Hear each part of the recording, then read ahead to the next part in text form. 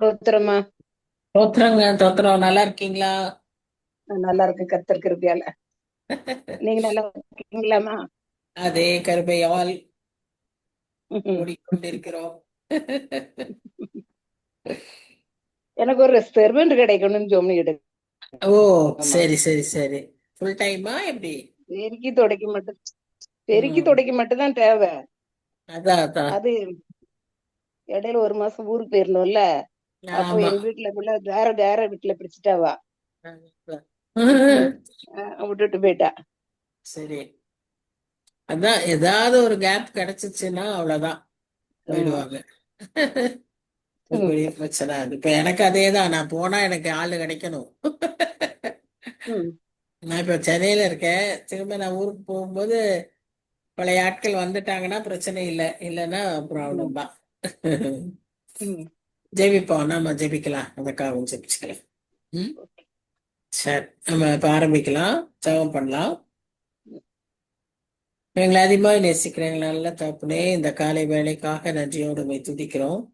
இன்னும் ஒரு புதிய வாரத்தை முதல் நாளில், வேலை நாளில் ஆண்டவரே எங்களை இதை கூட்டி சேர்த்திருக்கிறீர்.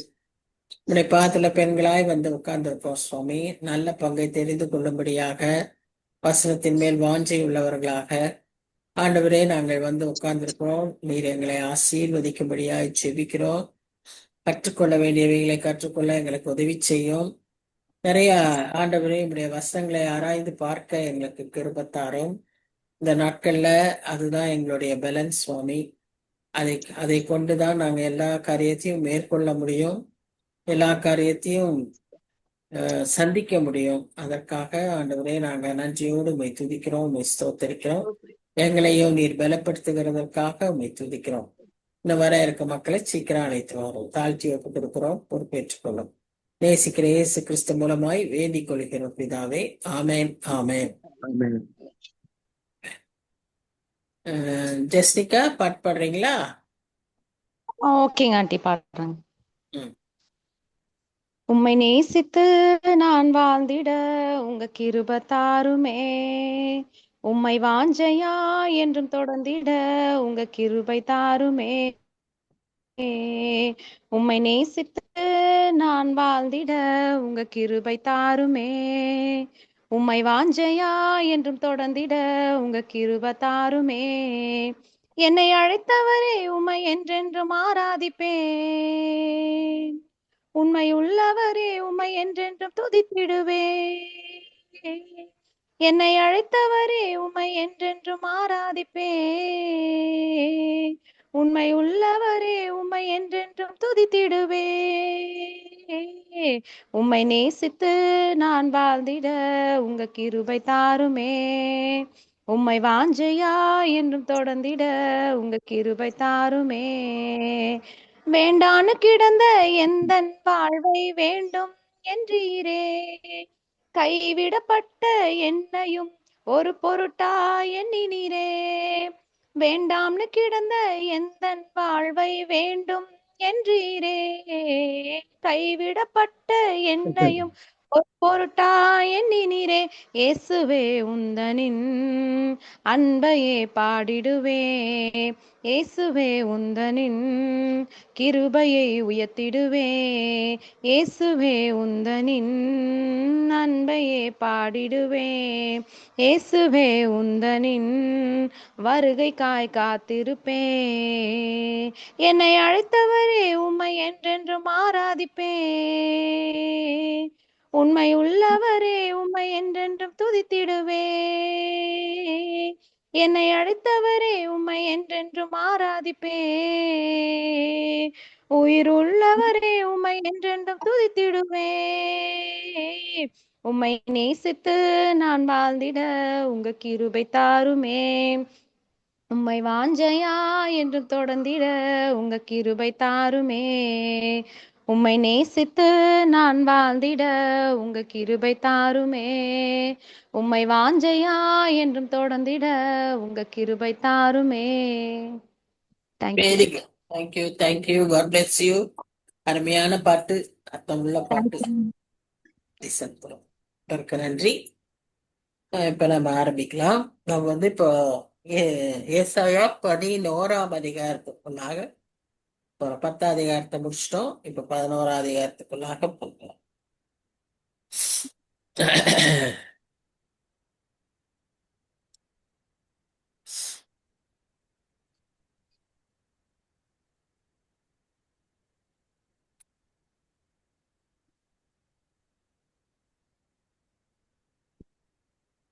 நம்முடைய நாட்டுல எவ்வளவு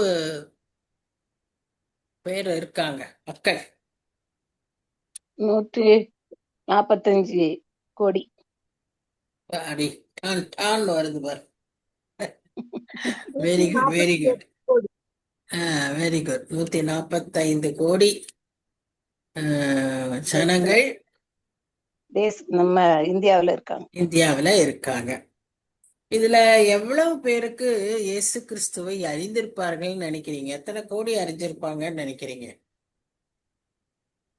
இப்ப 10 கோடி அறிஞ்சிருப்பாங்களா?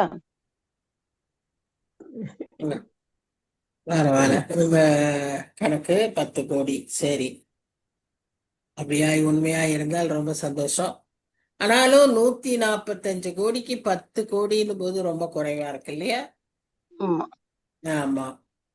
அதனால இன்னைக்கு பல முயற்சிகள் எடுத்துக்கிட்டு இருக்காங்க, எல்லாரும் மக்களை அறிந்து கொள்ளணும் அப்படின்னு சொல்லி. அதுல நிறைய பேருக்கு இன்னும் கூட இயேசு கிறிஸ்து யார், இயேசு கிறிஸ்துங்கிற பேரே தெரியாமையே இருக்கவங்க நிறைய பேர் இருக்காங்க. படித்தவர்கள் இருக்கிறாங்க, அந்த பெயர் கூட தெரியாம இருக்காங்க. ஒரு தடவை நான் கோவாக்கு பிள்ளைகளை கூட்டிட்டு போயிட்டு அங்க அந்த செயின்ட் சேவியர்ஸ் சர்ச்சுக்கு கூட்டிட்டு போறேன். அந்த சர்ச் பேரு பான் ஜீசஸ். அதுக்கு கூட்டிட்டு போகும்போது நான் கேஷுவலா கேட்டேன், ஜீசஸ்னா யாருன்னு தெரியுமான்னு அந்த பிள்ளைகளை கேட்டா, அந்த ஸ்டூடெண்ட்ஸ் வேணும்னு சொன்னாங்களா என்னன்னு தெரியாது, ஆனா பிள்ளைங்க தெரியலன்னு சொன்னாங்க. தெரியல அப்படின்னு சொல்றாங்க. அப்போ அது எனக்கு ரொம்ப ஆச்சரியமா இருந்தது. எப்படி இவ்வளோ காலேஜுக்கு வந்த பிள்ளைகளுக்கு ஜீசஸ்ன்ற பெயர் கூட தெரியாம. ஏன்னா இப்ப எல்லாம் இனி வரும் நாட்கள் அதே மாதிரிதான் ஆகும். பிள்ளைகளுக்கு தெரியவே தெரியாது. ஏன்னா அந்த பிள்ளைகள்லாம் எனக்கு சொன்ன கூட்டம் சென்ட்ரல் ஸ்கூல்ல படிச்சுட்டு வந்தவங்க. அதனால ஒருவேளை அவங்களுக்கு அதை பற்றியே அங்க சொல்லாமே இருந்திருக்கக்கூடிய வாய்ப்புகள் இருக்கு. இனி வரும் நாட்கள்ல நம்ம கவர்மெண்ட் அதுக்குதான் நிறைய முயற்சி எடுக்கிறாங்க. இந்த மாதிரி காரியங்கள் எல்லாமே வெளியே தெரியாம இருக்கிறதுக்கு எல்லாவற்றையும் மாற்றி கொண்டிருக்கிறார்கள்.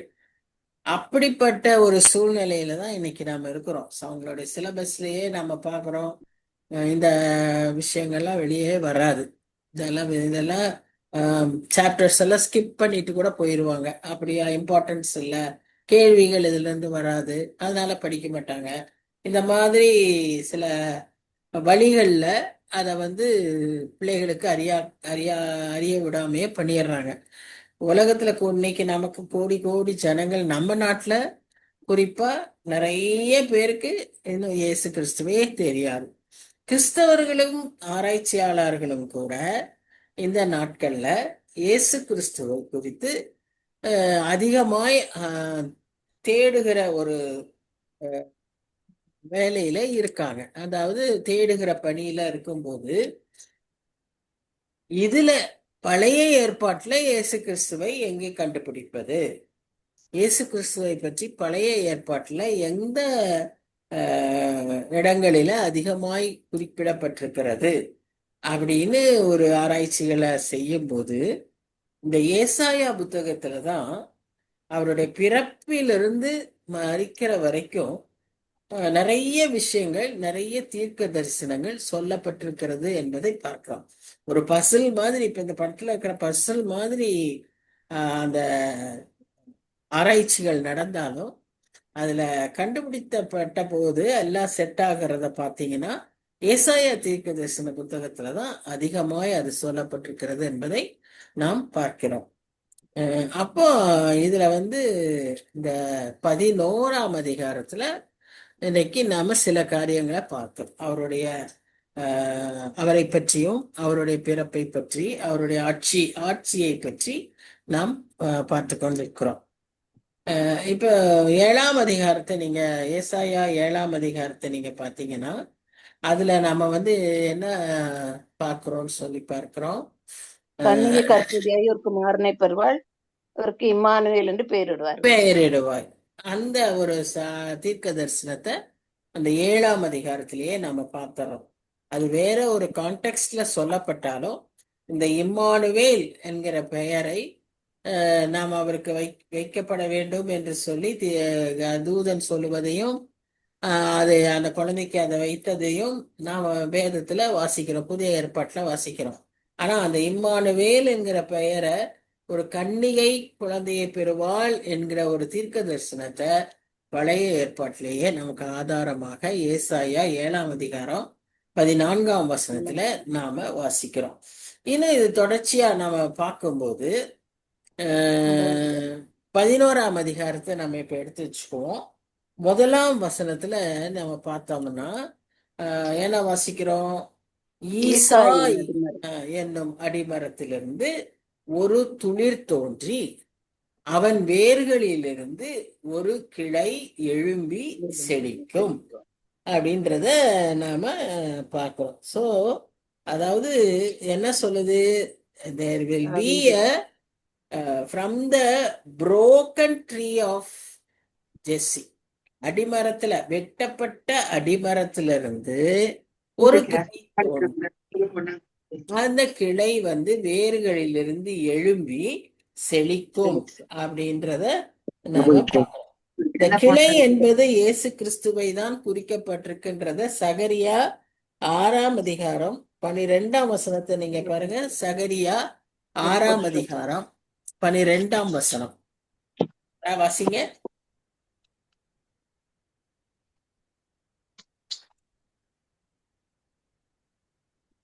சகரியா எழுதின புத்தகம் 6ஆம் அதிகாரம் 12ஆம் வசனம்.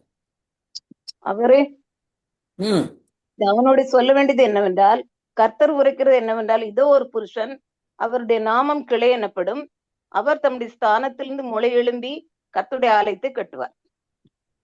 அவருடைய நாமம் கிளை எனப்படும் அப்படின்னு சொல்லப்பட்டிருக்கு. சரியா? அப்புறம் நீங்க இதுல பாருங்க, அப்போஸ்தலர் நடபடிகள் 13ஆம் அதிகாரம் 23ஆம் வசனம். அப்போஸ்தலர் நடபடிகள் 13ஆம் அதிகாரம் 23ஆம் வசனம். அவனுடைய சந்நிதியிலே தேவன் தமது வாக்குத்தத்தின்படியே இஸ்ரவேலுக்கு இரட்சகராக இயேசுவை எழும்ப பண்ணினார். அப்போ அவரை எழும்ப பண்ற அந்த கிளை வந்து யாரு? இஸ்ரவேலின் இரட்சகராகிய இயேசு அப்படின்றத பார்க்கிறோம். வெளிப்படுத்தல் விசேஷம் 5ஆம் அதிகாரம் 5ஆம் வசனம்.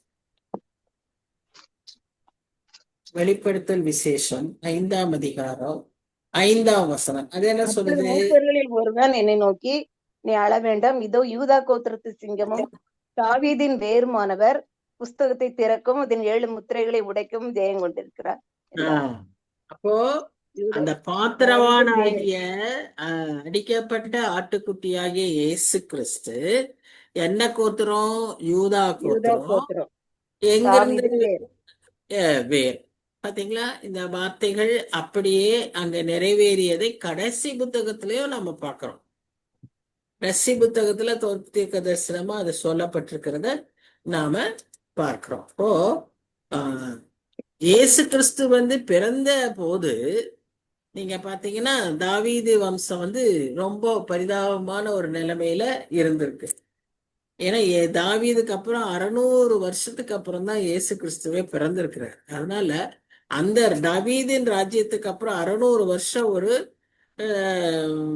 இருளான ஒரு சூழ்நிலையில இருக்கும்போது அதிலிருந்து கிளம்பின, அதாவது வெட்டப்பட்ட தள்ளப்பட்ட அந்த மாதிரியான ஒரு ஈசா என்கிற அந்த அடிமரத்திலிருந்து எழும்பின கிளை, ஒரு துளிர் தான் ஆண்டவராகிய இயேசு கிறிஸ்து.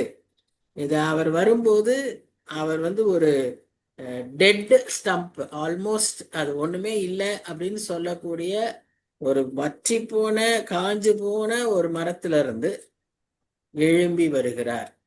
அவர் எழும்பி பிரகாசிக்கிறத நாம பார்க்கிறோம். சரி, இப்ப இரண்டாம் வசனத்துக்கு வருவோம். இப்ப இரண்டாம் வசனத்துல நாம என்ன வாசிக்கிறோம்னு சொல்லி பார்த்தீங்கன்னா, அதுல வந்து ஆவியானவருடைய எல்லா விதமான குணங்கள், செயல்பாடுகளை அங்க பார்க்கிறோம். என்னென்ன? ஞானத்தையும் உணர்வையும் அருளாவி, ஆலோசனை பலனை அருளாவி, ஆஹ் அறிவையும் கர்த்தருக்கு பயப்படுற பயத்தையும் அருளும் ஆவியுமாகிய ஆஹ் க- கர்த்தருடைய அப்ப ஆவியானவர் மேல் தங்கியிருப்பார். எத்தனை இருக்கு? 7 விதமா இருக்கு இல்லையா? 6 விதமா 7 விதமா? சொல்லுங்க. 2, 3, 4, 6, 6. 7. நல்லா பாருங்க. ஞானம் உணர்வு 2, ஆலோசனை பலனும் 4, அறிவையும் கர்த்தருக்கு பயப்படுற பயத்தையும் 6. அப்புறம் கர்த்தருடைய ஆவி கர்த்தருடைய ஆவியானவர் தங்கியிருப்பார். அப்படின்னு சொல்லும் போது அது 7வதாக நம்ம கர்த்தருடைய ஆவி அப்படின்னு நம்ம அதை எடுத்துக்கும் போது இந்த 7 விதமான செயல்பாடுகள், அதாவது கர்த்தருடைய ஆவியானவர் 6 விதமா செயல்படுகிறார். இந்த 6 விதமான செயல்பாட்டை குறித்து நாம் இங்க வாசிக்கிறோம். இதே மாதிரிதான் நமக்கு புதிய ஏற்பாட்டுல முதல் முறையா ஆவியானவரை குறித்து இயேசு கிறிஸ்து நமக்கு உணர்த்துவதை நாம் எங்க வாசிக்கிறோம்? உங்களுக்கு யாருக்காவது ஞாபகம் இருக்கா? எங்க வாசிக்கிறோம் ஞாபகம் இருக்கா? புதிய ஏற்பாட்டுல ஆவியானவரை பற்றி ஆண்டவர் ஞானத்திலும் வளத்திலும் தேவ கிருபையிலும் மனுஷ திறமையிலும் பெரிய இருந்தார். இல்ல இல்ல இல்ல நல்லா யோசிச்சு சொல்லுங்க. இந்த மாதிரி ஆவியானவருடைய செயல்பாடுகளை குறித்து புதிய ஏற்பாட்டுல ரோமர்ல இல்ல அப்போஸ்தலர் 1:8 இல்ல யோவான் ஆஹ் யோவான்ல ஆஹ் அதிகாரம் கரெக்டா சொல்லுங்க. தேவன் ஆவியா இருக்கிறார். நான் கேட்கிறது செயல்பாடுகள். வசனம் தான் ஆவியானவர் உங்களை அப்படின்னு சொல்லி அவர் சொல்லுவாரு. எப்படி நடத்துவார் அப்படின்னு அவர் சொல்லுவாரு. சகல சத்தியத்துக்குள்ள நடத்துவார்னு இருக்கும். ஆமா. அப்புறம்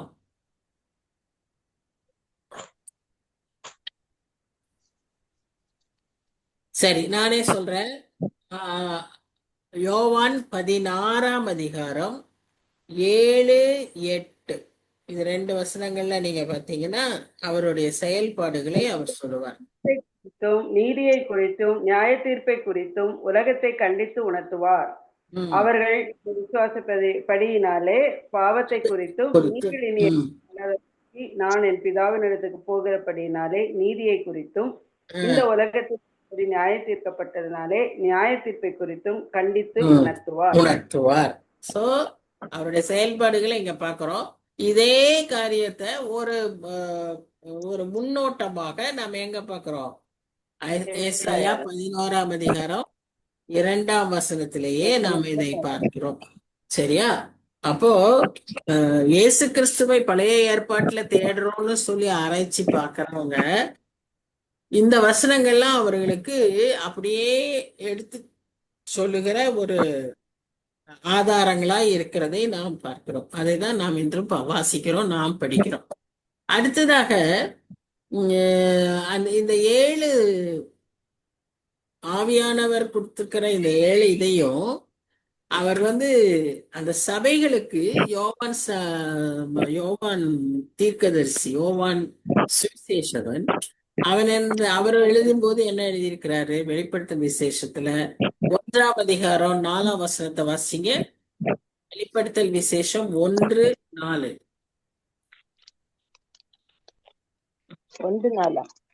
1:4. யோவான் ஆசியாவில் உள்ள 7 சபைகளுக்கும் எழுதுகிறதாவது, இருக்கிறவரும் இருந்தவரும் வருகிறவருமானவராலும் அவருடைய சிங்காசனத்திற்கு முன்பாக இருக்கிற 7 ஆவிகளாலும். அடுத்து படிக்கிறதுங்க. வேண்டாம் அந்த 7 ஆவிகள்ன்றதுதான் நான் சொல்ல வரேன். அவர் சிங்காசனத்திற்கு முன்பாக நிற்கிற 7 ஆவிகள். அது எந்த 7 ஆவிகள்? எது? இந்த ஏசாயாவுல வாசிக்கிற அந்த 11ஆம் அதிகாரத்துல 2ஆம் வசனத்துல இருக்கிறது தான் அந்த 7 ஆவிகளை அங்கே அவர் குறிப்பிடுகிறார். இல்ல இதெல்லாம் என்னன்னா நமக்கு ஆதாரம், நமக்கு ப்ரூஃப்.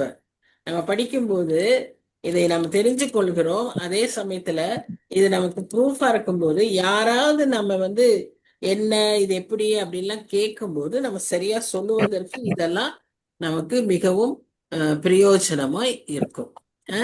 அதே போல நீங்க இன்னும் இதுல 5ஆம் அதிகாரம் 6ஆம் வசனத்துல நீங்க பாத்தீங்கன்னா அங்க என்ன வாசிக்கிறோம்னா அவங்க 7 கண்களை உடைய ஒரு ஜீவன்களை பார்க்க. அந்த ஜீவன்கள் அந்த 7 கண்கள் உடையதை என்னன்னு சொல்லப்படுதுன்னு பாத்தீங்கன்னா கடைசியா பாருங்க, அந்த கண்கள் பூமி எங்கும் அனுப்பப்படுகிற தேவனுடைய 7 ஆவிகளாம். வெளிப்படுத்தல் விசேஷம் 5ஆம் அதிகாரம் 6ஆம் வசனத்தில் நாம அதை பார்க்கிறோம். சரியா? அப்ப இந்த 7 ஆவிகளை குறித்து ஏற்கனவே 11ஆம் அதிகாரத்துல 2ஆம் வசனத்துல நாம அதை குறித்து கவனிக்கிறோம். இது நம்ம கற்றுக்கொள்ள வேண்டியது காரியம் என்னன்னா, பழைய ஏற்பாட்டிலேயே நம்ம அவரை இயேசு கிறிஸ்துவை குறித்து சொல்லப்பட்டிருக்கிறதை நாம் அறிந்து கொள்கிறோம். இன்னும் அவருடைய குணாதிசயங்கள், அவருடைய நாமங்கள், இதையெல்லாம் நம்ம ஏற்கனவே வாசித்தது போல ஏசாயா 9ஆம் அதிகாரம் 6லிருந்து 7 வசனங்களிலே அதை நாம் பார்க்கிறோம். சரியா? அப்போ இந்த முதல் 2 வசனத்திலேயே நிறைய காரியங்கள் ஆண்டவரை குறித்தும் அவருடைய ஆவியானவரை குறித்தும் நாம் இங்கே சொல்லப்பட்டிருக்கிறதாக பார்க்கிறோம். அவர் எப்படி ஒரு துளிரை போல எழும்பி ஒரு கிளையாய் வந்தார், எந்த அடிமரத்துல இருந்து, பட்ட மரத்துல இருந்து, ஒரு டெட் ட்ரீல இருந்து அவர் வந்தார். ஏன்னா 600 வருஷம், ஏன் டெட் ட்ரீ, 600 வருஷம் அந்த அரசாட்சி அப்படியே ஆட்சி இல்லாதபடி இருந்த ஒரு சூழ்நிலையில இந்த இப்படி ஒரு ராஜா யூதாவிலிருந்து எழும்பி இருக்கிறார், யூதா கோத்திரத்திலிருந்து எழும்பி இருக்கிறார் அப்படிங்கிறத நம்ம இங்க பார்க்கிறோம். சரி, 3வது வசனத்துல நம்ம என்ன வாசிக்கிறோம்னா, கர்த்தருக்கு பயப்படுதல் அவருக்கு உகந்த வாசனையாய் இருக்கும். அவர் தமது கண் கண்டபடி நியாயம் தீர்க்காமலும் தமது காது கேட்டபடி தீர்ப்பு செய்யாமலும். மனுஷன் எப்படி செய்வாங்க? இன்னைக்கு கோர்ட்ல என்ன உங்களுக்கு தீர்ப்பு எப்படி வரும்? சாட்சி. என்ன அந்த சாட்சி? ஐ விட்னஸ். அவங்க கேட்பது எல்லாமே ஐ விட்னஸ். ஒரு ஆக்சிடென்டா இருந்தாலும் சரி, ஒரு ஃபயரா இருந்தாலும் சரி, அல்லது ஒரு கொலையா இருந்தாலும் சரி, மர்டரா இருந்தாலும் முதல்ல கேட்கறது ஐ விட்னஸ். 2வது வேற ப்ரூஃப்ஸ். மற்றவங்க யாராவது சாட்சி சொல்லணும். இவங்களை பார்த்தேன், இவங்க செய்தாங்க, இல்லது இவங்க சொன்னாங்க, இல்லது இவங்க என்கிட்ட இப்படி போன்ல பேசுறேன். இன்னைக்கு மொபைலை ட்ரேஸ் பண்றாங்க, மொபைல் ட்ரேஸ் பண்ணி தான் இன்னொரு விட்னஸ் எடுக்கிறாங்க. அந்த காரியத்தையும் நம்ம எங்க பார்க்கிறோம்? காது கேட்டபடி தான் தீர்ப்பு செய்யறாங்க. ஆனா அப்படி செய்யாம நம்ம ஆண்டவர் எப்படி செய்யறாருன்னு சொல்லி 4ஆம் வசனத்துல நாம பார்க்கிறோம். பேபி உன்னது பேசலன்னா நீ மியூட்ல வச்சிரு, டக்குன்னு சத்தம் கேக்குது பேபி. எல்லாருமே மியூட்ல வைக்க சொல்லுங்க ஆண்டி, வேர்ட் விட்டு விட்டு கேக்குது. அதான் சொல்றேன். எல்லாருமே கொஞ்சம் மியூட்ல வச்சுக்கிட்டீங்கன்னா பேசும்போது மாத்திரம் எடுத்துட்டு பண்ணா நல்லா இருக்கும். எல்லாருமே கொஞ்சம் மியூட்ல வச்சுக்கோங்க. ஏன்னா அது குடுக்குன்னு ஒரு சத்தம் வருது. சரி, இப்ப 4ஆம் வசனத்துல அவர் எப்படி நியாயம் தீர்ப்பாருன்னு சொல்லி இங்க பாக்குறோம். நீதியின்படி ஏழைகளை நியாயம் விசாரித்து யதார்த்தத்தின்படி பூமியில் உள்ள சிறுமையானவர்களுக்கு தீர்ப்பு செய்து பூமியை தமது வாக்கின் கோலால் அடித்து தமது வாயின் சுவாசத்தால் துன்மார்க்கரை சங்கரிப்பார். இப்ப இதுல ஆண்டவருடைய நீதி நமக்கு விளங்குது. அவர் எப்படி நியாயம் கொடுப்பாருன்னு நமக்கு விளங்குது. அந்த யதார்த்தம் எல்லாம் இன்னைக்கு உலகத்துல வார்த்தையே கிடையாது. யதார்த்தமா பேசவும் முடியாது. யதார்த்தமா எதையும் செஞ்சேன்னு சொன்னா ஏற்றுக்கொள்ளுகிற மனப்பக்குவத்துல யாருமே கிடையாது. ஆனா யதார்த்தத்தின் மூலமாய் அவர் சிறுமையானவர்களுக்கு தீர்ப்பு செய்வோன்னு அவர் சொல்றாரு. அது மாத்திரம் அல்ல, வாக்கின் கோலால் அடித்து வாயின் சுவாசம், அவருடைய வாயின் சுவாசத்தை பற்றி நாம் அறிந்திருக்கிறோம். வெளிப்படுத்தல் விசேஷத்துல கூட பார்க்கிறோம். வாயினின்று புகை எழும்புது, கண்ணில் விளைவிற்று. தீ வருகிறது, நெருப்பு வருகிறது. அப்படிப்பட்ட அவருடைய ஒரு மகிமையை, அவருடைய ஒரு மகத்துவத்தை நாம் அங்க பார்க்கிறோம், வல்லமையை பார்க்கிறோம். சோ அப்படிப்பட்ட ஆண்டவர் எப்படி நமக்கு அவர் செய்கிறார் என்பதை, நியாயம் தீர்க்கிறார் என்பதை இந்த பகுதிகளில் நாம வாசிக்கிறோம். யோபு 4ஆம் அதிகாரம் 9ஆம் வசனம். யோபு 4ஆம் அதிகாரம் 9ஆம் வசனம்.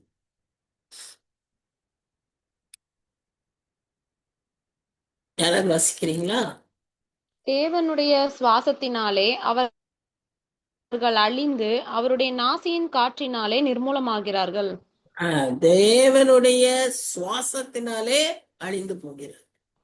அதுதாங்க. இப்போ கடைசி வார்த்தை என்ன போட்டிருக்கு 4ஆம் வசனத்துல? தமது வாயின் சுவாசத்தால் துன்மார்க்கரை சங்கரிப்பார். யோபு 4:9 வாசிக்கிறோம், தேவனுடைய சுவாசத்தினாலே அவர்கள் அழிந்து போவார்கள். யார் அழிந்து போவார்கள்? துன்மார்க்கர் அழிந்து போவார். அதே வசனத்துக்கு இன்னும் நம்ம ஒரு இது பார்க்கணும்னு சொன்னா, மல்கியா 4ஆம் அதிகாரம் 6ஆம் வசனம். மல்கியா 4ஆம் அதிகாரம் 6ஆம் வசனம் என்ன சொல்லுது?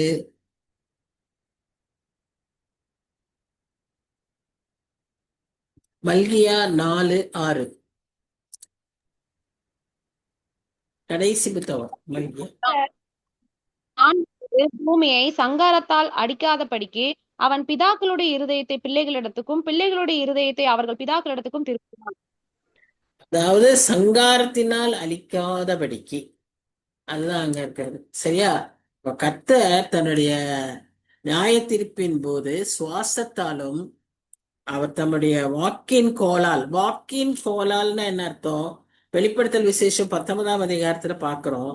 அவர் யுத்தம் செய்ய வரும்போது வாயில இருபுறமுள்ள கருக்குள்ள பட்டயத்தை வைத்திருக்கிறார். அந்த இருபுறம் உள்ள பட்டயம்னா என்ன? அவருடைய வார்த்தை இல்லையா? வசனத்துக்கு தானே அந்த பெயர் நம்ம எபிரேயர்ல வாசிக்கிறோம், இருபுறம் கருக்குள்ள பட்டயம் அப்படின்னு வாசிக்கிறோம். அப்போ அந்த இருபுறம் கருக்குள்ள பட்டயத்தை இயேசு கிறிஸ்து பூமியை 2ஆம் முறையாக யுத்தம் செய்ய, அந்த ராஜாக்களிடம் யுத்தம் செய்யும் போது அவருடைய வாயில அதை வைத்திருந்தான்னு பாக்குறோம்.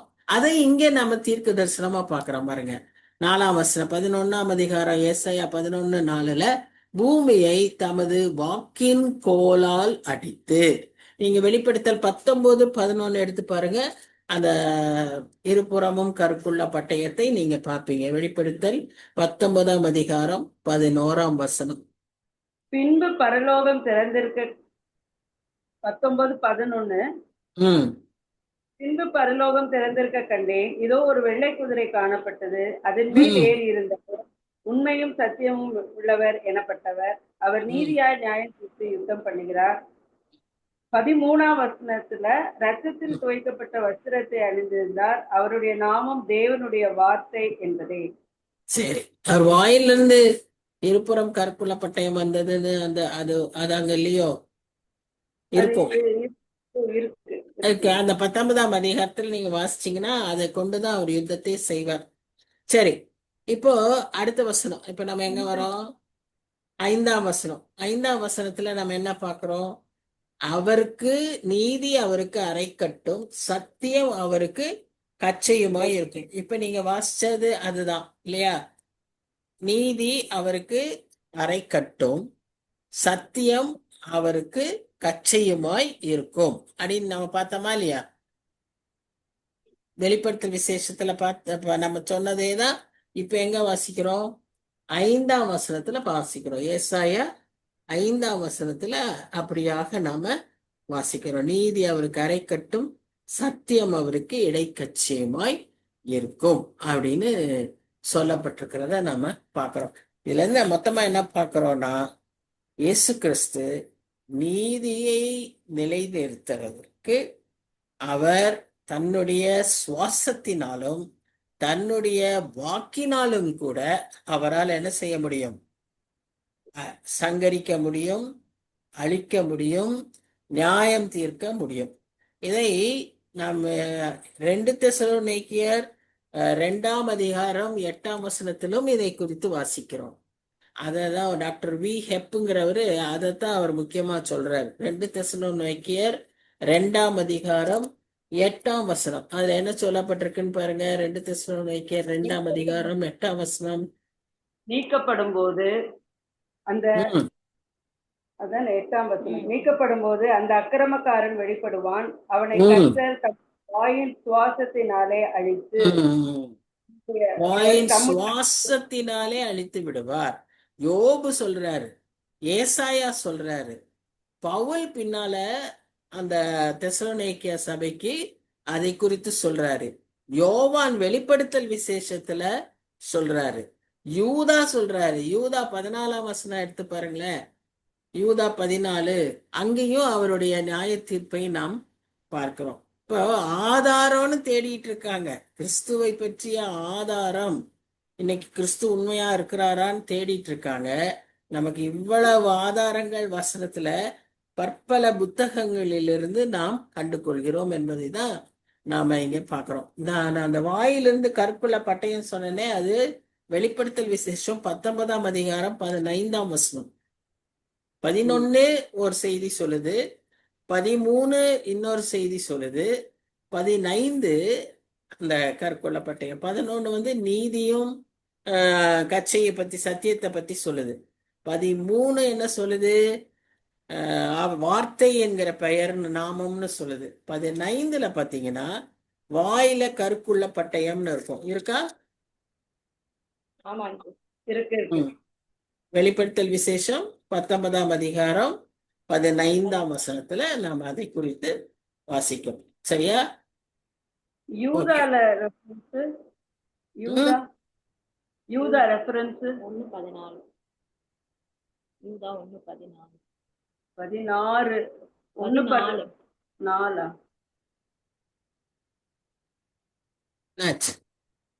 சரி, இப்ப அடுத்த வசனத்துக்கு போவோம். அப்ப 6ஆம் வசனத்துல நம்ம என்ன பார்க்கிறோம்னா, அப்பொழுது ஓநாய் ஆட்டுக்குட்டியோடே தங்கும், புலி வெள்ளாட்டுக்குட்டியோடே படுத்துக்கொள்ளும், கன்றுக்குட்டியும் பாலசிங்கமும் காளையும் ஒருமித்திருக்கும், ஒரு சிறு பையன் அவைகளை நடத்துவான். இந்த சீன் அப்படியே நம்ம கொஞ்சம் யோசிச்சு பார்க்கணும், எப்படித்தான் இருக்கும் அந்த சீனுன்னு. நீங்க பாத்தீங்கன்னா ஆட்டுக்குட்டியோட புலியெல்லாம் தங்குறது பாசிபிளா? அப்படியெல்லாம் நடக்கும்னு சொல்லி நம்ம பார்க்குறோம். நியூஸ்ல திருப்பதி கோயிலுக்கு போனாங்களாம், போகிற வழியில புலி வந்துருச்சுன்னு சொல்லி எல்லாம் போட்டு தடியும் கம்பும் வச்சு அடிச்சிருக்காங்க. அது கூட சேர்ந்து போக முடியல, அது அது வந்து கடிக்க வருது இல்ல, நம்மளை சாப்பிட வருது. ஆனா ஆண்டவருடைய இந்த 6ஆம் வசனத்திலிருந்து அவர் இனி வரும் அரசாட்சியை பற்றி, 1000 வருஷ அரசாட்சியை பற்றி குறிப்பிடுகிறார். அப்ப ஃபர்ஸ்ட் இப்ப இயேசு கிறிஸ்துவை பற்றி இத்தனை நேரம் பேசினாரு. அவர் எப்படி இருப்பாரு, அவருடைய காரியங்கள் எல்லாம் என்னன்னு சொல்லி நம்ம பார்த்தோம்.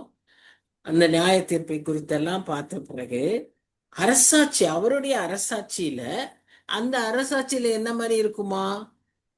ஓனாயும் ஆட்டுக்குட்டியும் ஒன்னா இருக்குமா, புலியும் வெள்ளாட்டுக்குட்டியும் ஒன்னா இருக்குமா, இவைகளையெல்லாம் ஒரு சிறு பையன் நடத்திட்டு போவானா. அப்புறம் 8ஆம் வசனம் பாருங்க, பால் குடிக்கும் குழந்தை வரியன் பாம்பு வலையின் மேல் விளையாடும். இதெல்லாம் பாசிபிளே இல்லை, ஆனா அது நடக்கும். எப்போ? 1000 வருஷ அரசாட்சியில.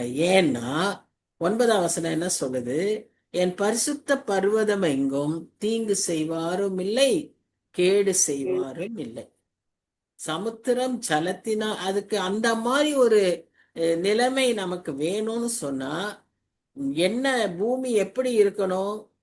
சமுத்திரம் ஜலத்தினால் நிறைந்திருக்கிறது போல பூமி கர்த்தரை அறிகிற அறிவினால் நிறைந்திருக்கும். இந்த கர்த்தரை அறிகிற அறிவினால நிறைந்திருந்தால்தான் என்ன இருக்கும்? தீங்கு செய்வாரும் இல்லை, கேடு செய்வாரும் இல்லை.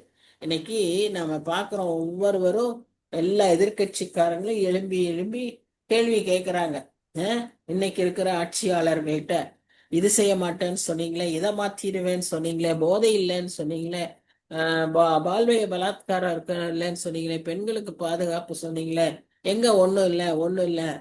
அது மாறவே மாறாது. யார் மனுஷனாலேயும் மாற்ற முடியாது. அது ட்ரம்ப்னாலும் சரி, அது விஜய்னாலும் சரி, யாரு எந்த நிலைமைகளை மாற்றவே முடியாது.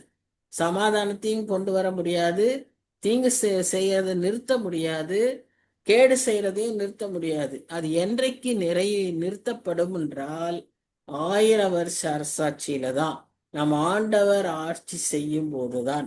அப்பொழுது என்னவா இருக்கும்? பூமி கர்த்தரை அறிகிற அறிவினால் நிறைந்திருக்கும். கர்த்தரை அறிகிற அறிவு மாத்திரமே ஒரு தனிப்பட்ட மனுஷனை மாற்ற முடியும். ஒரு தனிப்பட்ட மனுஷனிடத்துல மாற்றம் வந்தாதான் பூமியே மாறும். எல்லா பழமொழிகளும் அப்படிதான் சொல்லுது. Charity begins at home. ஒவ்வொரு தனி மனிதனும் மாறினாதான் உலகத்துல சேஞ்சே கொண்டு வர முடியும். Change is possible when a single man changes himself. அப்போ அந்த தனி மனிதன் மாறுறது எப்ப முடியும்? பூமி கர்த்தரை அறிகிற அறிவினால் நிறைந்திருக்க போதுதான் அந்த மாற்றங்கள் ஏற்பட முடியும். இதை நாம தெளிவா நாம இன்னைக்கு சமுதாயத்துக்கே நாம சொல்ல வேண்டியவர்களா இருக்கிறோம். ஓசியா 2ஆம் அதிகாரம் 18ஆம் வசனம் எடுத்து வாசிச்சு பாருங்க. ஓசியா 2ஆம் அதிகாரம் 18ஆம் வசனம்.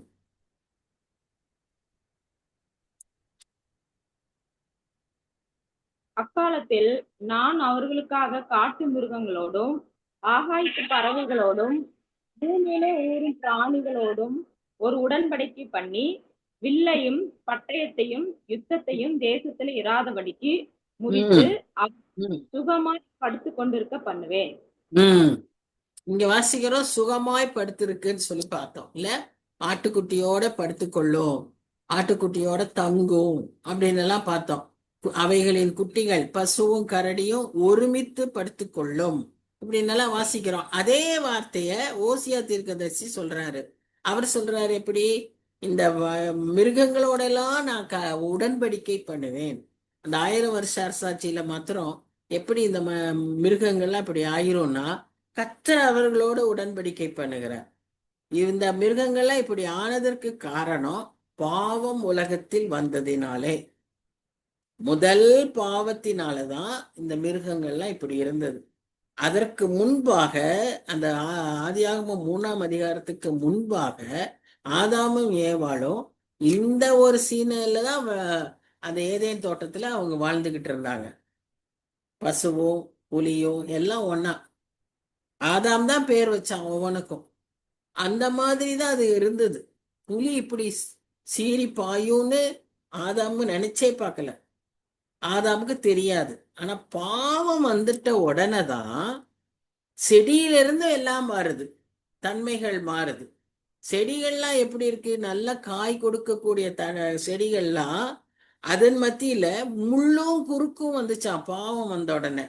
ஆதியாகமம் 4ஆம் அதிகாரத்துல காயினை பற்றி வாசிக்கும் போது அந்த வசனத்தை நம்ம வாசிக்கிறோம்.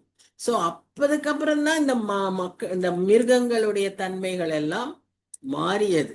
இந்த மிருகங்கள்லாம் திரும்ப அதே ஒரு பழைய நல்ல ஒரு சுபாவத்துக்கு அது எப்போ வரும்னா, கர்த்தர் திரும்பவும் அதனோடு கூட உடன்படிக்கை செய்வார். ஜனங்களுக்குள்ள அந்த பாவமற்ற ஒரு நிலைமை வரும். எப்படி? கர்த்தரை அறிகிற அறிவினால் நிறைந்திருப்பதினாலே. ஆபகுக்கு 2ஆம் அதிகாரம் 14ஆம் வசனம் என்ன சொல்லுதுன்னு பாருங்க.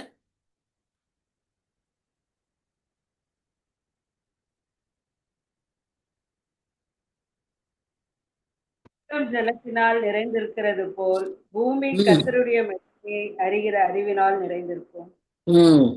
அதுதான் அந்த நிறைவு, அந்த அறிவு நிறைந்திருக்கும் போதுதான் இந்த ஒரு டிரான்ஸ்ஃபர்மேஷன் மனுஷர்கிட்ட நடக்கும், மிருகங்கள்கிட்ட நடக்கும். எல்லா இடத்துலயும் தீங்கு செய்யாத, கேடு செய்யாத ஒரு நிலைமை வரும். இப்போ ஒரு சிலர் அந்த ஆராய்ச்சியில இப்படி ஆராய்ந்து பார்க்கிறவர்கள்ட்ட இன்னொரு ஆராய்ச்சி இருக்கு. அது என்ன தெரியுமா? நான் வெஜிடேரியன் நல்லதா, வெஜிடேரியன் நல்லதா? நான் வெஜிடேரியன் பைபிள்ல இருக்கா, வெஜிடேரியன் பைபிள்ல இருக்கா? எதெல்லாம் ஆராய்ச்சி செய்யறாங்கன்னு பாருங்க. அப்போ இப்படி பார்த்துக்கிட்டு இருக்கும்போது அதுக்கும் பைபிள்ல எல்லாத்துக்கும் ஆன்சர் இருக்கு.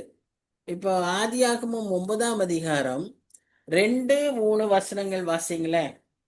ஆதியாகமம் 9:2-3. அங்கதான் நாம நான் வெஜிடேரியன் சாப்பிடலாம்னு சொல்லியிருக்கு. பின்பு உங்களை பற்றிய பயமும் 3 9ஆம் அதிகாரம் 2-3 வசனங்கள். 3. தேவன் தாம் சிருஷ்டித்து உண்டு பண்ணின தம்முடைய கிரியைகளில் எல்லாம் முடிந்த பின்பு அதிலே ஓய்ந்திருந்தபடியால் தேவன் 7ஆம் நாளை ஆசீர்வதித்து அதை பரிசுத்தமாக்கினார். 9:2-3 உங்களை பற்றிய பயமும் அச்சமும் பூமியில் உள்ள சகல மிருகங்களுக்கும் ஆகாயத்தில் உள்ள சகல பறவைகளுக்கும் உண்டாயிருக்கும். பூமியிலே நடமாடுகிற யாவும் சமுத்திரத்தின் மச்சங்கள் யாவும் உங்களுக்கு கையளிக்கப்பட்ட நடமாடுகிற ஜந்துக்கள் யாவும் உங்களுக்கு ஆகாரமாய் இருப்பதாக.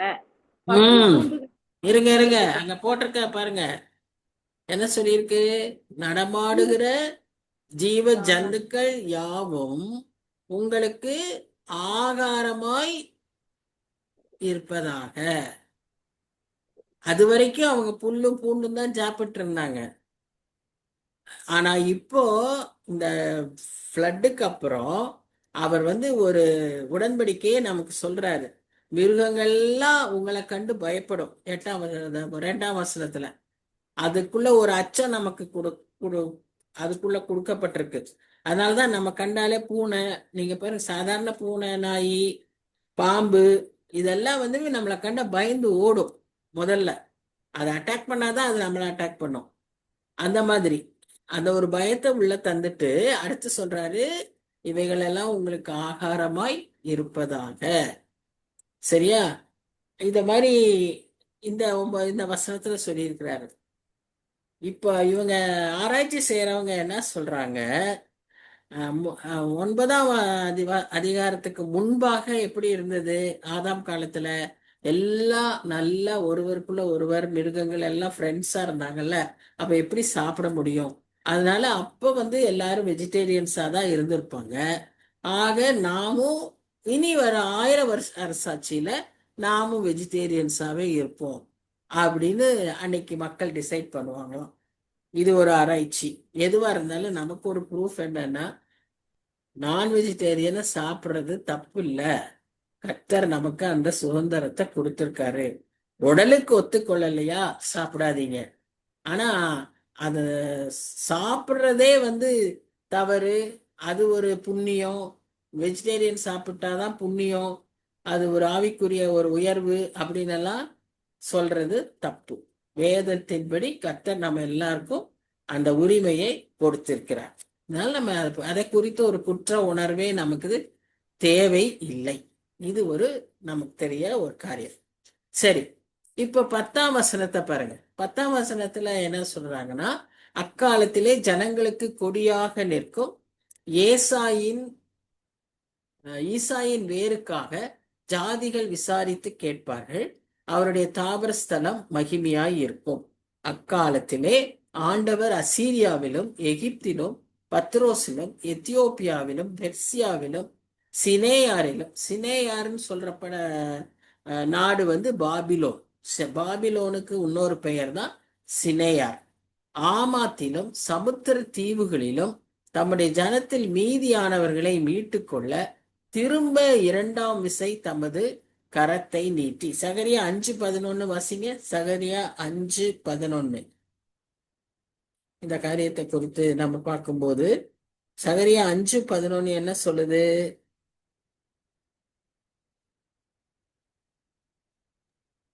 அதற்கு அவர், சினேயர் தேசத்திலே அதற்கு ஒரு வீட்டை கட்டும்படிக்கு அதை கொண்டு போவார்கள். அங்கே அது போதும். சினேயார் தேசம் அப்படின்னும் போது அது பாபிலோன் தேசம். அதுக்காக தான் அதை சொன்னேன்.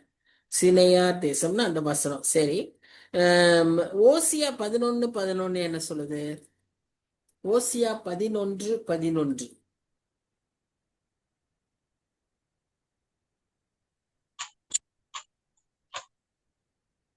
ஓசியா 11:11. எகிப்திலிருந்து எகிப்திலிருந்து போலவும் அசீரியா தேசத்திலிருந்து புறாக்களைப் போலவும் பயந்து வருவார்கள்.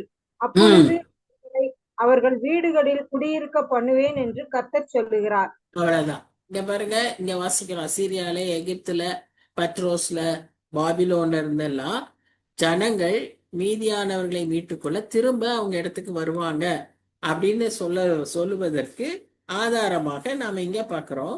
அங்கிருந்து புறாக்களை போல பவுஞ்சா கூட்டம் கூட்டமாய் மக்கள் வருவார்கள் என்று அவர் சொல்லுவதாக நாம் இங்கே பார்க்கிறோம். சரி, 12ஆம் வசனத்தை நீங்க பாத்தீங்கன்னா என்ன சொல்லுது?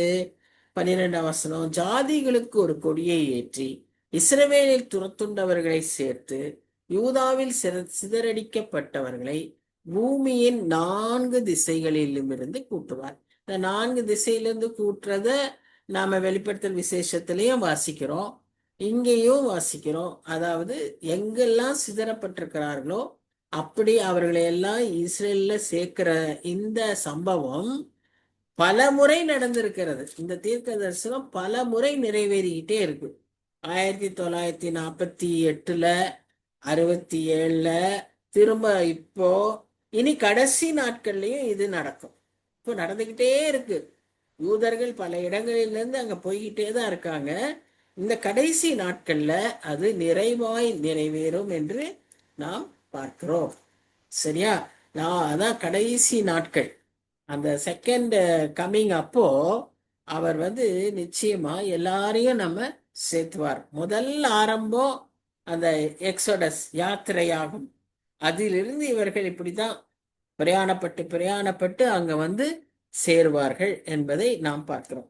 இந்த 1000 வருஷ அரசாட்சியில கேடு செய்வாரும் இல்லை, தீங்கு செய்வாரும் இல்லைன்னு வாசிச்சோமே. இந்த 13ஆம் வசனத்துல பாருங்க, ஒரு வார்த்தையை பார்க்கிறோம். எப்பிராயிமின் பொறாமை நீங்கும், யூதாவின் சத்துருக்கள் சந்திரிக்கப்படுவார்கள். எப்பிராயிம் யூதாவின் மேல் பொறாமையாயிரான், யூதா எப்பிராயிமை துன்பப்படுத்தான். ஏன் இதை குறிப்பா சொல்லியிருக்காங்க? யோசிச்சு பாருங்க, ஏன் இதை சொல்லியிருக்கிறாங்க? எப்பிராயிம் எங்க இருக்காங்க, யூதா எங்க இருக்காங்க? ஞாபகம் வருதா? சரி, ஞாபகம் வரல, நான் சொல்றேன். அதாவது எப்பிராயிமர்ங்கிறவங்க இஸ்ரவேலர் நாட்டுல இருக்காங்க. இஸ்ரவேலர் நாட்டுல 10 கோத்திரத்தார் அங்க இருந்தாங்க இல்லையா?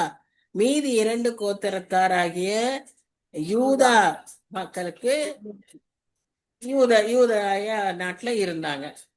இவங்க 2 பேருக்குள்ளேயும் எப்பொழுதும் என்ன நடக்கும்? போர் நடக்கும். 2 பேரும் எந்த நேரமும் அவர்களுக்குள்ளாக பொறாமை, அவர்களுக்குள்ளாக ஒருத்தர் துன்பப்படுத்துறது, இப்படிப்பட்ட காரியங்கள் நடக்கும். ஆனா இப்ப அவர் தான் சொன்னார்ல, அந்த தேசத்துல கேடு செய்வாரும் இல்லை, அந்த தேசத்துல இது என்ன இருக்கு, கெடுதல் யோசிப்பாரும் இல்லை அப்படின்னு சொல்லுவதனால அங்கு நம்ம என்ன பார்க்கிறோம்? ஒரு சமாதானம் இருக்கும். இவர்களுக்குள்ள ஒரு சமாதானம் வந்துருச்சுனாலே ஒரு பெரிய அதிசயம். அப்படிப்பட்ட ஒரு அதிசயமான நிலைமை ஏற்படும் என்று நாம் இங்கே வாசிக்கிறோம். ஓசியா 1ஆம் அதிகாரம் 11ஆம் வசனம். ஓசியா 1:11.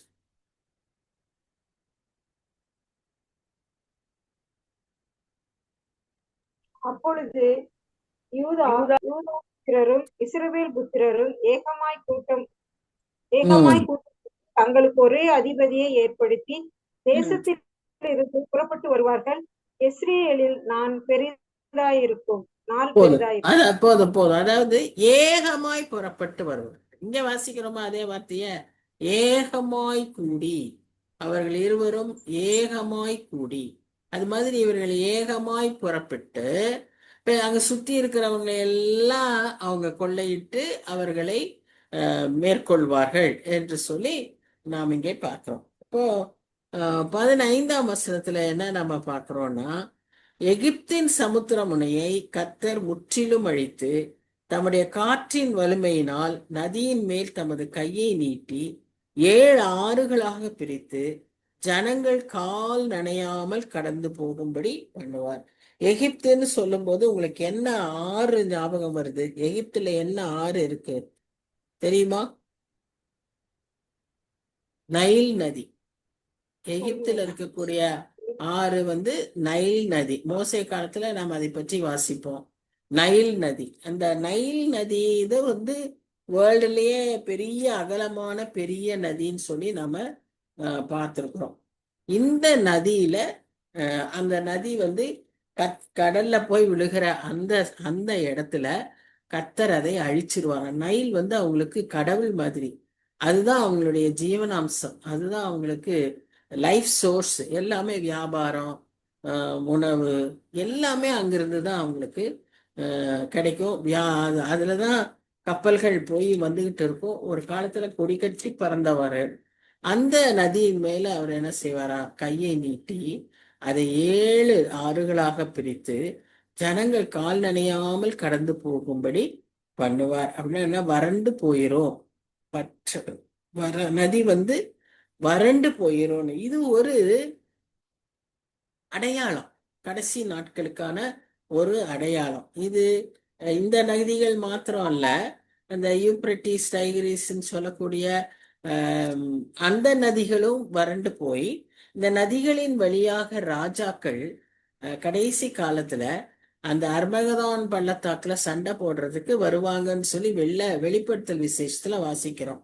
அவர்களுக்கு ஒரு பெரும் பாதையா இருக்கும் அப்படின்னு இங்க 16ஆம் வசனத்துல வாசிக்கிறதுபடி அது அவர்களுக்கு ஒரு பெரிய பாதையாய் கர்த்தர் உண்டு பண்ணுவார். எப்படின்னா இந்த நதிகளை எல்லாம் வறள வச்சு இவ்வளவு துல்லியமாக ஒவ்வொரு காரியத்தையும் கர்த்தர் இந்த ஏசாயாவின் மூலமாக தன்னுடைய ஆட்சியில அந்த 1000 வருஷ அரசாட்சிக்கு அப்புறம் நிகழக்கூடிய காரியங்கள், நியாய தீர்ப்பு, கடைசி யுத்தம் எல்லாவற்றையும் இவ்வளவு துல்லியமாய் தெளிவாய் ஏசாயா புத்தகத்துல கொடுக்கப்பட்டிருக்கிறதை நாம் பார்க்கிறோம்.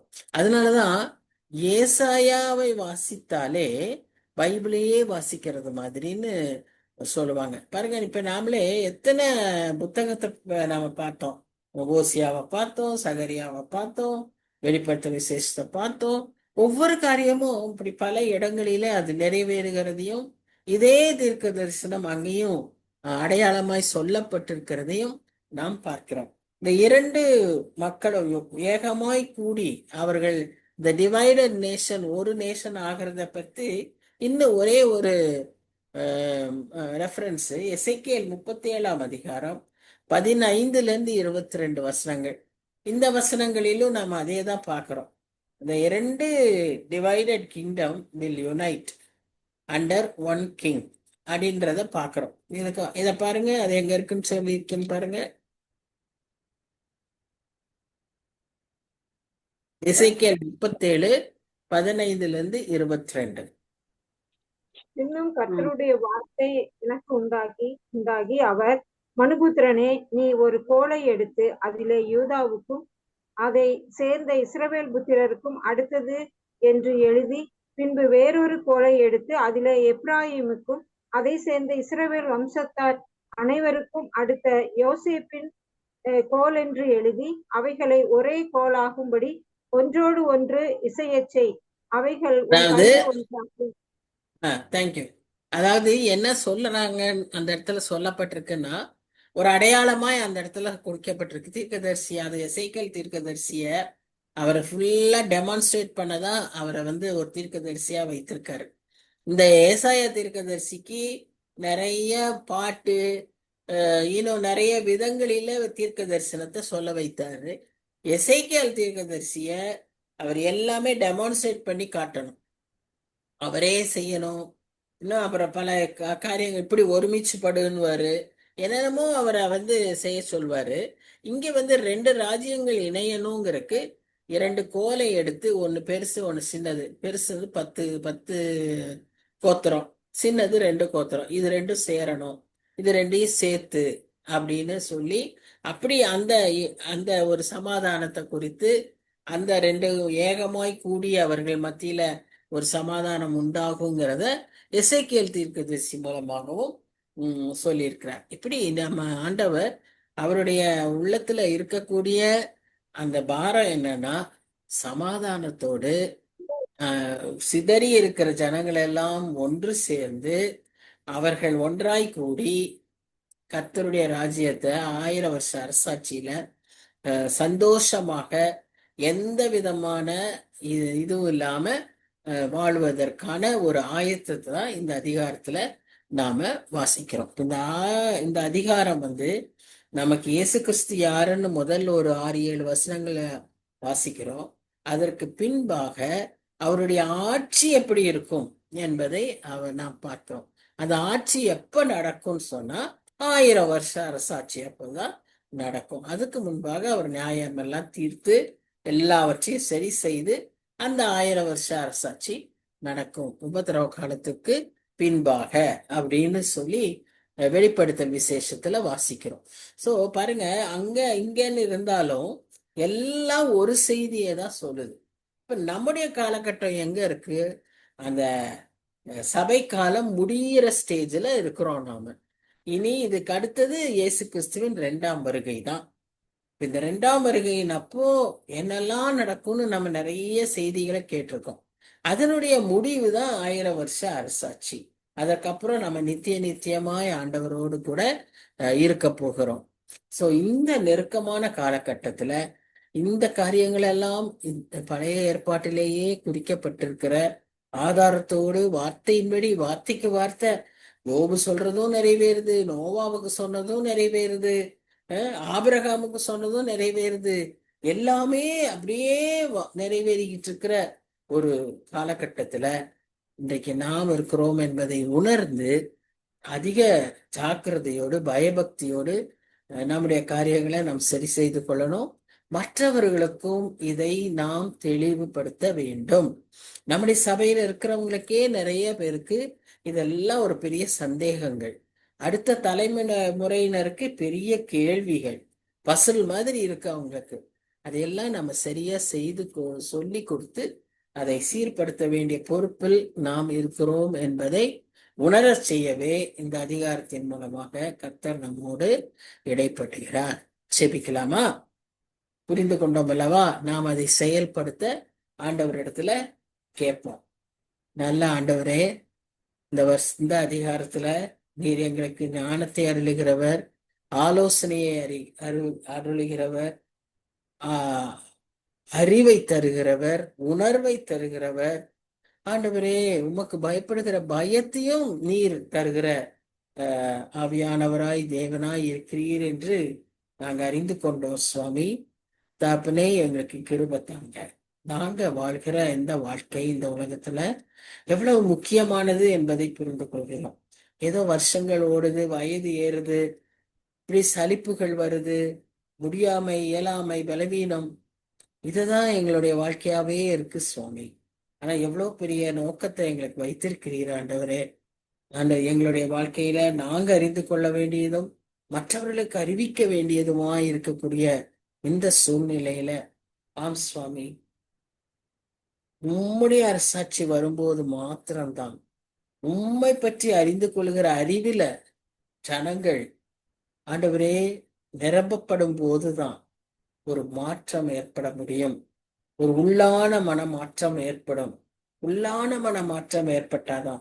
குடியை நிறுத்தணும்னு சொன்னா எல்லாரும் சொல்லக்கூடியது, ஒரு தனி மனிதன் குடியை நிறுத்தினாதான் இந்த மதுபானத்தில ஒரு விடுதலையை நம்ம பெற்றுக்கொள்ள முடியும்னு சொல்றாங்க. மதுபான கடையை மூடுனா அடுத்த கடைக்கு போறாங்க, பக்கத்துல இருக்கிற கடைக்கு போறாங்க, அவ்வளவுதான் வித்தியாசம். இந்த மதுபான கடை மூடிட்டதுனால மதுபானத்திலிருந்தே அவங்களுக்கு விடுதலை கிடைக்கல. அதை கொடுக்கக்கூடியவர் நீர் தான். இதை அறிந்து கொள்ள உமை பற்றிய அறிவு இந்த தேசத்துல பெருகணும் சுவாமி. தாப்பனே, உதவி செய்யுங்க. இதற்கு கிருபை பாராட்டுங்க ஆண்டவரே. நீர் வழி நடத்துங்க சுவாமி. எங்க சமுதாயத்துக்கு, எங்க தலைமுறைகளுக்கு இந்த செய்தி கடந்து செல்ல ஏதோ ஒரு விதத்துல நாங்களும் பிரயோஜனமா இருக்க எங்களுக்கு கிருபை பாராட்டுங்க. உம்மாலே அன்றி எந்த சமாதானமோ எந்த நன்மையோ எங்களுக்கு கிடைக்காது சுவாமி. ஆனா நாங்க உம்மிடத்துல கேட்கும் போது எங்க மன வேண்டுதல்களை நிறைவேற்றுகிற தேவனாய் உண்மை உள்ளவராய் நீர் இருக்கிறீர். அதை மாத்திரம்தான் எதிர்பார்க்கிறேன்.